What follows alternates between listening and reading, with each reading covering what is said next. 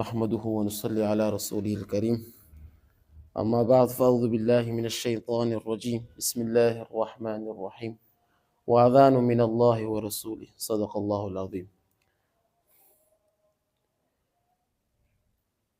جب حضور صلی اللہ علیہ وآلہ وسلم نے مکہ سے مدینہ ہجرت فرمائی، چونکہ نماز کی فرضیت معراج کے واقعے کے بعد فرض ہوئی تھی۔ معراج کا واقعہ حضور صلی اللہ علیہ وسلم کے زمانے میں مکہ دور میں ہوا تھا، چونکہ مکہ دور میں وہاں پر کل نماز نہیں پڑھ سکتے تھے، تو عام پر یہ اذان وغیرہ کی مشروعیت وہاں پر نہیں تھی۔ جب حضور صلی اللہ علیہ وسلم نے مکہ سے ہجرت فرما کر مدینہ آ گئے تو وہاں پر چونکہ نماز پہلے سے فرض تھی، اب مسئلہ یہ ہو کہ نماز کے لیے کیسے پکارا جائے، یہ مسئلہ آ گیا۔ بعض صحابہ کرام نے کہا کہ ڈول بجائیں گے، حضور صلی اللہ علیہ وسلم فرمایا یہودوں کا طریقہ ہے۔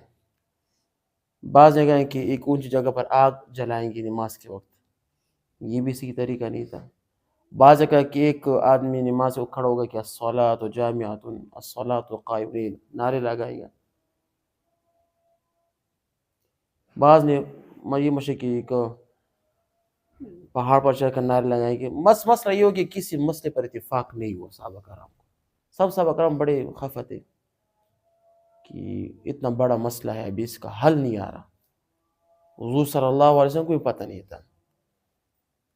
بعض لوگ یہاں پر اعتراض کرتے کہ حضور صلی اللہ علیہ وسلم کو تمام علم نہیں تھا، حضور صلی اللہ علیہ وسلم کو علم الغیب حاصل نہیں تھا۔ اگر آپ صلی اللہ علیہ وسلم کو علم الغیب حاصل، جیسے کہ بعض بریل حضرات فرماتے ہیں، تو یہاں پر اس کو پتہ ہونا چاہیے تھا کہ کیا ہو۔ لیکن یہاں پر حضور صلی اللہ علیہ وسلم نے فیصلہ نہیں کیا، لا علم کا اظہار کیا۔ صحابہ کرام اس پر متفق نہیں ہوئے کہ کیا ہونا۔ اسی حالت میں صحابہ کرام گھر کو چلے گئے۔ تو اس اسلام میں ایک صحابی تھے، اس کا نام تھا عبداللہ بن زید رضی اللہ تعالیٰ عنہ۔ صحابی کا نام کیا تھا؟ حضرت عبداللہ بن زید، اس کا نام رکھا۔ یہ بھی رات میں اس پریشانی میں سوئے کہ اس کا کیا طریقہ ہوگا۔ ایک خواب دیکھتے ہیں، خواب میں ایسے بس پریشان ہے، بس فکر میں بیٹھے۔ خواب کے اندر ایک فرشتہ آتا ہے اس کو خواب میں کہ کیا پریشانی، کہتے ہیں کہ یہاں پر نماز اتنا بڑا فرضیت ہے، اس کے لیے کوئی اعلانات کا کوئی طریقہ نہیں ہوگا۔ تو فرشتے کہ میں آپ کو کچھ اس کا حل نہیں بتاؤں، کچھ کلمات آپ کو نہیں بتاؤں؟ اس سے کہ کیوں نہیں بتائیں؟ کہتے ہیں میرے ساتھ پڑھو۔ فرشتے کہتے ہیں اللہ اکبر اللہ اکبر، یہ کہتے ہیں اللہ اکبر اللہ اکبر، اشہد ان لا الہ الا اللہ اشہد ان محمد رسول اللہ، حی علی الصلاۃ حی علی الصلاۃ حی علی الفلاح حی علی الفلاح، اللہ اکبر لا الہ الا اللہ۔ یہ اذان اس کو خواب میں اس نے یاد کرا دی۔ یہ جب نیند سے اٹھا نا، یہ تک کہ تہجد کا ٹائم، یہ دوڑا حضور صلی اللہ علیہ وسلم کے پاس، اس کو تمام کے تمام کیا ہے یہ خواب سنا دی۔ حضور صلی اللہ علیہ وسلم حضرت بلال کو آواز دی کہ بلال کو بلایا جائے۔ اب بلال کو حالانکہ خواب تو اس نے دیکھا تھا، تو بلال سے اذان کروانے کا مقصد کیا تھا؟ بلال رضی اللہ عنہ کی آواز کیا تھی؟ اونچی تھی۔ اس کی آواز کیا تھی؟ بعض لوگ کی آواز کیا ہوتی؟ دھڑاس اس میں ہوتے، اونچی آواز ہوتی تھی۔ صحابہ کرام سب سے اونچی آواز کس کی تھی؟ حضرت بلال رضی اللہ تعالیٰ عنہ۔ بس اللہ نے اس کو نصیب کرنا تھا نا، یہ قسمت کی باتیں ہوتی ہیں۔ عبداللہ بن زید کو آپ صلی اللہ علیہ وسلم حکم فرمایا کہ جس طرح آپ نے اذان سنا ہے، اسی کلمات حضرت بلال کو سنا دو، اور بلال کو حکم دیا کہ اس کو پڑھو، اس کو صبح کی نماز کے لیے پڑھو۔ یہاں پر عبداللہ بن زید کہتا اللہ اکبر، وہاں پر بلال کیا کہتا اللہ اکبر اللہ اکبر۔ تو مدینہ میں کیا نماز اذان کی فضائیں کیا گونج اٹھی۔ جب اس اذان کی آواز حضرت عمر فاروق نے سنی تو وہ بھی دوڑا۔ تاریخ کہتے ہیں کہ وہ اپنے بستر کو ساتھ لٹا کر دوڑا، حضور صلی اللہ علیہ وسلم کے پاس ہے کہ میں نے بھی اس طرح خواب سنا ہے، میں نے بھی اس طرح خواب دیکھا ہے۔ حضور صلی اللہ علیہ وسلم نے فرمایا کہ عبداللہ بن زید تم پر سبقت لے گیا۔ تو اذان کی مشروعیت کا یہ تقریباً ہجرت کی دوسرے سال ہی ہوا تھا، ہجرت کی دوسرے سال ہوا تھا۔ تو اذان کی ابتدا یہاں سے ہوئی تھی۔ یہاں پر اذان میں کچھ کلمے ہیں، قد قامت الصلاۃ، یہ تو ہم اقامت کے، ایک کلمہ ہے الصلاۃ خیر من النوم، یہ کلمہ یہ کہاں سے ہو؟ یہاں پر بھی سوال ہے۔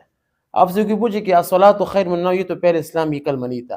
حضور صلی اللہ علیہ وسلم کے زمانے میں یہ کلمہ صبح کے اذان میں نہیں تھا، یہ سوال ہے، حضور صلی اللہ علیہ وسلم کے زمانے میں صلاۃ خیر من النوم جو صبح کی اذان میں ہوتا ہے وہ آپ صلی اللہ علیہ وسلم کے زمانے میں نہیں تھا، یہ کس کے زمانے میں ہوا؟ حضرت عثمان رضی اللہ تعالیٰ عنہ کے زمانے میں۔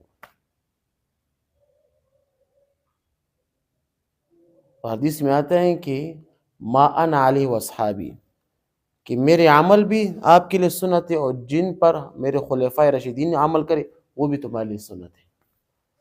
تو یہ بھی ایک طرح کیا ہو گیا؟ سنت ہو گیا۔ جیسے کہ ابھی تراویح ہے نا، تراویح جو ہم جماعت کے ساتھ پڑھتے ہیں، یہ حضور صلی اللہ علیہ وسلم کے زمانے میں تراویح جماعت کے ساتھ نہیں تھی۔ حضور صلی اللہ علیہ وسلم تراویح پڑھی ہے لیکن ایک دو مرتبہ جماعت سے پڑھی، پھر علیحدہ فردن اکیلے پڑھی ہے۔ یہ تو حضرت عمر فاروق کے زمانے میں ایک جماعت قائم ہوئی، حضرت ابی بن کعب نے اس کو امامت کرائی، اور تراویح کا جو سسٹم ہے جو آج کل چل رہا ہے یہ کس کی سنت ہے؟ عمر فاروق کی سنت ہے۔ ہم کہتے ہیں تراویح کیا ہے؟ سنت المؤکدہ ہے۔ تو الصلاۃ خیر من النوم کیا یہ کہاں پر فرض ہوئی؟ کس کے زمانے میں؟ حضرت عثمان۔ اور یہ جمعے کی اذان میں دو اذانیں ہوتی، یہ کہاں سے ہوئی؟ اصل جو جمعے کی اذان ہے وہ کون سی ہے؟ پہلی کی دوسری؟ پہلی والی اصل اذان وہ ہے۔ یہ جو دوسری اذان ہم کہتے ہیں یہ ممبر کے سامنے، یہ کس کے دور میں ہوئی؟